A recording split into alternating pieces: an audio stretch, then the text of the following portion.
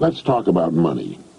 Men and women have been concerned about money since the first coin was fashioned in Asia Minor about 700 B.C. You might say that money's like good health, in that we're concerned about it to the extent that we don't have it.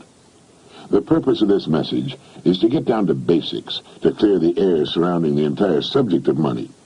To do this, I'm going to have to get absolutely elementary, and while you may already know most of the things I'm going to say, I think it's important that we remind ourselves just exactly what money is, how much of it is enough, and how to earn the amount of money you need to live the way you want to live, now and in the important future years.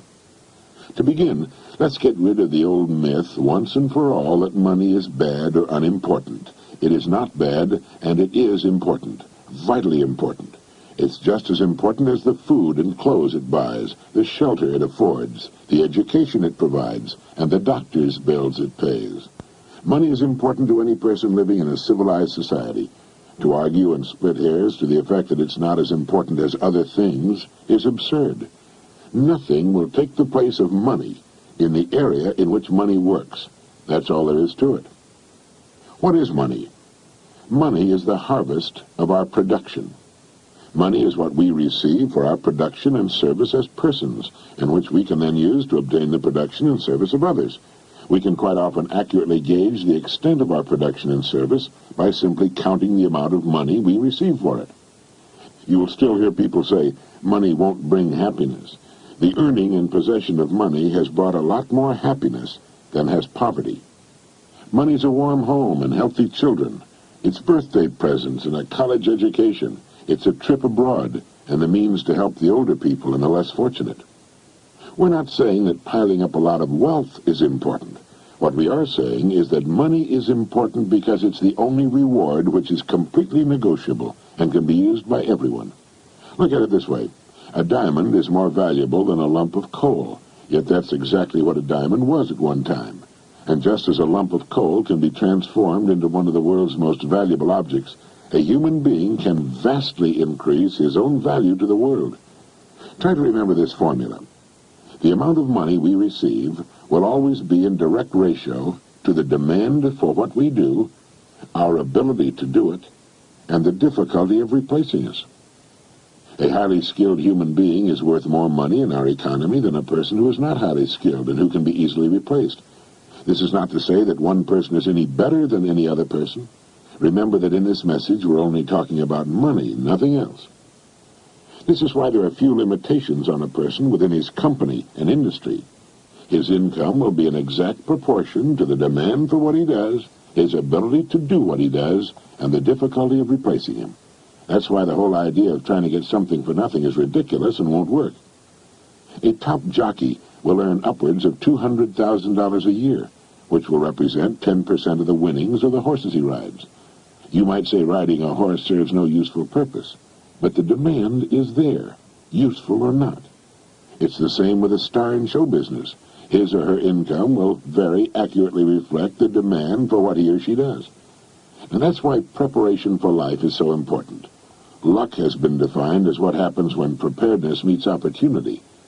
A great opportunity will only make the unprepared, the unqualified, appear ridiculous. For every one of us, opportunities are all around us. Our ability to see them will depend, in large part, on how well we have prepared ourselves. Now, how do you stack up in this regard? Now, while this may sound elementary, you'd be amazed at the number of people who want more money, but don't want to take the time and trouble to qualify for it. And until they qualify for it, there's no way on earth for them to earn it. It's like the person who wants a good-looking figure but doesn't want to stay on a diet long enough to get it. To 9/10 of the world's population, the average North American is already rich. There's a greater difference between the standard of living of most of the world's population and our average worker than there is between the standard enjoyed by our average worker and the richest man in the country. Our working man has just about everything the wealthiest man has, only smaller. He has a home, car, often two of them, radio, TV, savings account, debts. They're just smaller. His food is as good and just as plentiful. His bed is just as comfortable. His home is just as warm in the winter. He has exactly the same amount of time, and just as much, maybe more, freedom. His life expectancy at birth is 70 years, For the rest of the world, on the average, it's less than 40. With only a fraction of the world's population, we in the free world have half of the world's total money income. We have more than 2/3 of all the automobiles on Earth. So in talking about money, let's understand that we're already rich as people. Now, how much do you want? How much money do you need to live the way you want to live, to accomplish the goals you have established for yourself? Most people think they want more money than they really do, and settle for a lot less than they could earn if they went about it the right way. The world will pay you exactly what you bargained for, exactly what you earn, but not a penny more. You remember the poem that goes, "I bargained with life for a penny, and life would pay no more"? Well, that's about it. We will receive not what we idly wish for, but what we justly earn. Our rewards will always be in exact proportion to our service. If you don't like your income, you must devise ways and means of increasing your service. And this is an individual thing. No one can do it for you, although you can get ideas from others. Your service must come out of you, your mind, your abilities, and your energy. A strong man cannot make a weak man strong, but a weak man can become strong on his own by following a specific course of action for a sufficient length of time. And a man who's already strong can become a lot stronger. It's the same with this business of money. A man who refuses to do more than he's being paid for will seldom be paid for more than he's doing. You may have heard someone say, "Why should I knock myself out for the money I'm getting?" Now, it's this attitude which, more than anything else, keeps a person at the bottom of the economic pile. He doesn't understand that only as we grow in value as persons will we receive the increased income we seek. If we try to stand still in our work, and millions do, we'll never know the rewards, nor the joy of accomplishment and the personal satisfaction and peace of mind which come only to the person of unusual achievement. There are two distinct steps we must take. First, we must decide how much money we really want. Once this decision is made, the second step is to forget the money and concentrate on improving what we now do until we've grown to the size that will fit and naturally earn the income we seek. Once we're fully qualified for the amount of money we decide to earn, we'll soon find ourselves earning it. And we'll also discover that with our new powers and abilities, it's no more difficult, perhaps even less difficult, than what we're now doing for the money we're now earning. Now ask yourself, how much money am I perfectly willing to earn, realizing that the amount I earn will be in exact proportion to my skills, the demand for what I do, and the difficulty of replacing me? There are really three amounts of money every person should decide upon. One, the yearly income he wants to earn now or in the near future. Two, the amount of money he wants to have in a savings and or investment account. And three, the amount of money he wants as retirement income, whether he ever retires from active work or not. Now, it's here that most people make a very serious mistake. They never decide on any one of these three amounts of money. If you will decide on these three amounts, and if you will write them on a card to carry with you or put someplace where you can review it from time to time, you will automatically have placed yourself in the top 5% of the people. You will have a plan for your future, a blueprint for future financial accomplishment. You will know where you're going, and if you're serious about it, you will most certainly get there. You see, the trouble with people is not in achieving their goals. They can do that. It's in not setting goals that people get in trouble. They leave it to chance and find out sooner or later, and to their sorrow, that chance doesn't work, that they've missed the boat. It's estimated that only 5% decide on the money they'll earn, and then grow as persons into the size of the incomes they seek. They thus take their lives, their fortunes, and their futures into their own hands as they should, and accomplish their goals right on schedule all the years of their lives. You can do the same thing, and you can do it starting right now.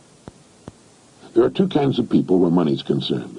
There are the majority who cut back on their wants to fit their incomes, and there are those free spirits in the minority who make their incomes fit their wants.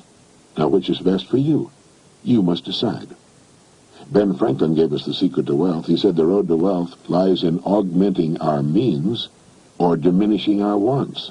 Either will do, but the quickest way to wealth is to do both at the same time. Now, when you write down the yearly income you mean to earn, you no doubt know whether or not it's average for the work you're in or above average. The chances are good that the figure you'll decide upon will be above average, perhaps quite a bit above average. That's good. Now ask yourself, who in my line of work is now earning that kind of money? If you know, you'll have a good idea of what you have to do in order to earn it. Now, this is exactly how men move from the ranks into positions of top authority with corresponding incomes. I have no way of knowing your line of business. Regardless of the business you're in, it needs new leaders, men to come up in the years ahead. Everything is expanding, getting larger, and with the increase in size and scope, the most desperate need is for the dedicated, able person who can learn to lead the field, and to lead others as well. Some of the top executives in the nation today were once accountants, shipping clerks, struggling lawyers, service station attendants, salesmen far out in remote territories, sales clerks, mailroom boys, mechanics. You cannot think of a position from which people have not climbed to the top. Understand what I'm going to say, and it'll bring you and yours everything you want. It's not the job, it's the person. It's not your present circumstances which count, but the circumstances you make up your mind to achieve that are important. The only limit on your income is you. And the income you decide upon can be achieved within the framework of your present work, industry, or profession, where you already have a start and a place. All you need is the plan, the roadmap, and the courage to press on to your destination, knowing in advance that there will be problems and setbacks, but knowing also that nothing on earth can stand in the way of a plan backed by persistence and determination. With the income written down that you intend to earn, spend a part of each day thinking of ways in which you can increase your service, knowing that you have only to manage this and the income will take care of itself. Since the amount of money you want to earn is more than you're now receiving, your part of the bargain is to find ways of increasing your service until the gap has been bridged, and more than bridged. Look at your card, with the 3 amounts written on it. By setting a financial goal, you're demonstrating faith. You'll find that you'll begin to become what others call lucky. You'll begin to get good hunches and ideas. You'll take far more interest in everything about your work and your company. You'll see opportunities in your work and environment you've never noticed before. In fact, you'll soon discover you're no longer the same person. You'll care less how others are doing their jobs and concern yourself more with the manner in which you do yours. By your example, you'll inspire others to do their jobs better. Have faith in yourself and the quiet, firm inner knowledge that you can and will accomplish your goals. Know that the answers you seek will come to you in their own time if you only keep looking for them. Above all, realize that money cannot be sought directly. Money, like happiness, is an effect. It's the result of a cause, and the cause is valuable service. Keep money in its proper place. It's a servant, nothing more. It's a tool with which we can live better, see more of the world, give our youngsters the education they need and a good start in life. It's the means to a happy, carefree retirement in later years. Money is necessary to modern life, but keep it in its place. You need only so much food to enjoy good health. You need only so much money to live comfortably, securely, and well. Too much emphasis on money reverses the whole picture. You then become the servant, and the money becomes the master.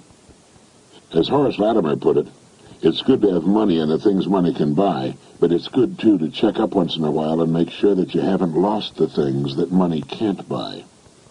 Every person should know happiness in his work and home, and prosperity. These things can and should be yours.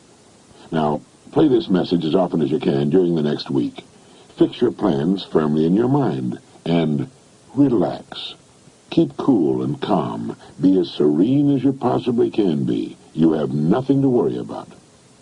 Right now, you may have no idea at all how the additional income you seek is going to come to you, nor how you're going to save the amount you want in a savings account, or how you can possibly arrange for the retirement income you've decided upon.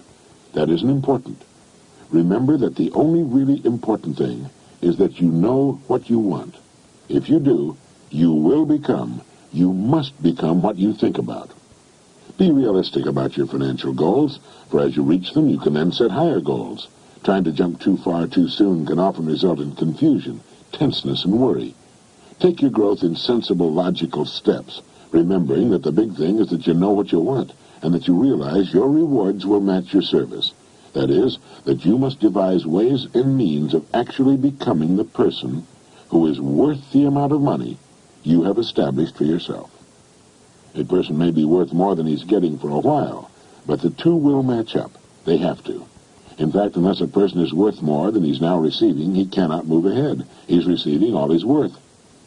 It all gets back to the great law that controls everything in the universe, cause and effect. The cause must precede the effect, or the effect cannot occur. This is why people who try to get something for nothing are only fooling themselves and earning the disillusionment and frustration they must one day reap. You can have what you want. You need only make up your mind.